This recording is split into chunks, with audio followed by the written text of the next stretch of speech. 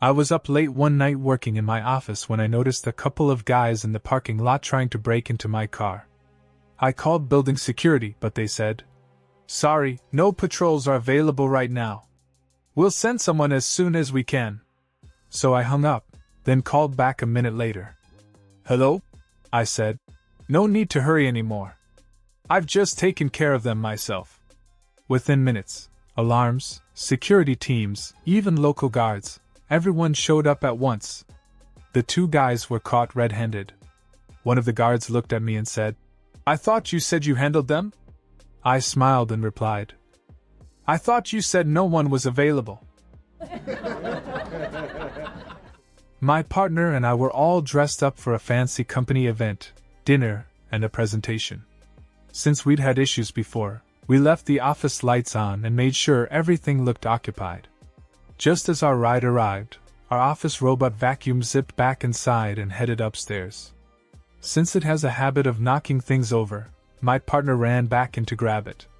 Not wanting the driver to think we'd left the office empty all night, I casually said, "Oh, he just went back in to say goodnight to the supervisor." A few minutes later, my partner jumped into the car, slightly out of breath, and as we pulled away said, "Sorry that took so long. The stupid thing was stuck under the desk. I had to poke it with a stick to get it moving. Then it tried to escape, so I grabbed it, wrapped it up so it wouldn't scratch the furniture again, dragged it downstairs, and dumped it outside. It better not mess things up again." The silence in the car was deafening. A guy skipped work one afternoon and went out with friends instead.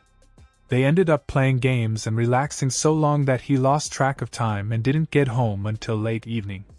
Panicking, he quickly told his friend, "Hey, rub some dirt and grass on my shoes before I go home." Confused, his friend did it anyway. The guy rushed home. His wife met him at the door and asked, "Where have you been?" He sighed and decided to be honest. "I'll tell you the truth. I wasn't at work. I was out all day with my friends, just hanging out and lost track of time." She looked down at his muddy shoes, shook her head, and said, "Don't give me that. You've been out playing football again." For those who don't really understand modern group chats, I decided to try the same thing in real life.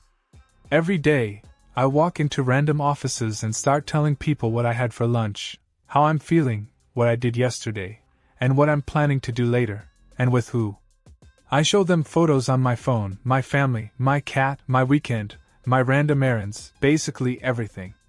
Then I hang around, listen to their conversations, nod a lot, and occasionally say, "Nice," or "I like that." And you know what? It works just like a group chat. I already have 4 people keeping a close eye on me. 2 security guards, a building manager, and a therapist. 2 prostitutes were talking about clients, when one of them points to the Mercedes across the street. "You see that car? The owner afforded it because of me," she said with a smile on her face. "You know, that's not how it works. We don't give them money, they give it to us," the second said, confused. "Yeah, I know, before he met me, he had the money to buy a Ferrari." Bob went to a high-end fitness center for a full body assessment. The trainer asked him to change into gym shorts for a proper evaluation.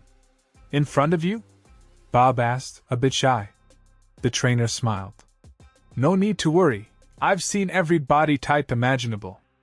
I'm a professional." Bob hesitated.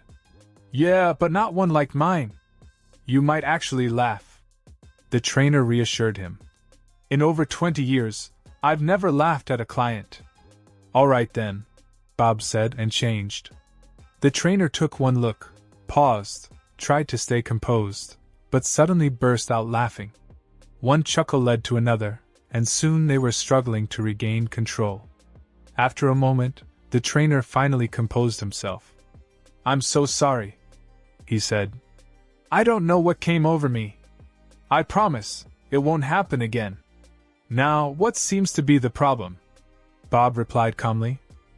"It's swollen." A young office intern rushes into the break room and starts grabbing snacks from the fridge. The manager walks in and says, "Hey! Not right now, it's almost lunchtime. Go back to your desk." The intern sighs. "There's nothing to do." Trying to keep things light, the manager says, "Alright, I'll give you something fun. Let's play a little office role-playing game. What do you want to be?" The intern grins. "I want to play boss and employee." The manager raises an eyebrow but goes along with it. "Okay, what do I do?" The intern says. "You go sit at the desk in the office." The manager shrugs and sits down. A minute later, the intern walks in, now wearing an old jacket and holding a coffee cup, acting all serious.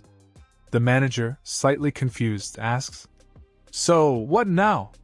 The intern straightens up and says in a firm tone, "Get back to the break room and bring me some snacks." Old Mr. Harris lived beside a quiet suburban road, but over the years traffic increased until cars were speeding past his house all day long. Before long, his garden gnomes kept getting knocked over 3 or 4 times a week. So Mr. Harris called the city council and said, "You've got to do something about these drivers flying past my house and destroying my garden." The council worker replied, "What do you want us to do about it?" "I don't care," said Mr. Harris. "Just slow them down." The next day, the council installed a big sign that read, "Playground Area." 3 days later, Mr. Harris called back. "That sign didn't help. They're going even faster." So they replaced it with another sign, "Slow, pedestrians ahead." That didn't work either. Mr. Harris called again. "Your signs aren't doing anything. Mind if I try something myself?" The council sighed. "Go ahead." After that, the complaints stopped. A week later, a council inspector called and asked, "How's the traffic now? Did you put up your sign?" "Oh, I sure did," Mr. Harris said. "Haven't lost a single garden gnome since." Now curious, the inspector drove out to see. When he arrived and read the sign, he burst out laughing. It said, "Nudist colony ahead, please slow down and watch for little figures." That was funny. Hope you like it. Like, subscribe, and share.